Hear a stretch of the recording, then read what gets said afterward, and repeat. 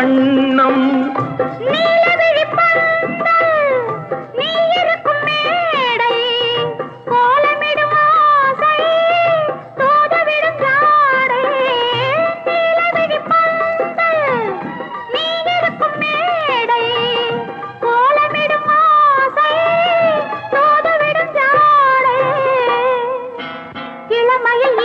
சுகம் இதை பெறுவதில் பலவித ரகம் இந்த அனுபவம் தனியொரு விதம் மலரும் வளரும் பல நாள் தொடரும் அழகிய தமிழ் மகள் இவள் இரு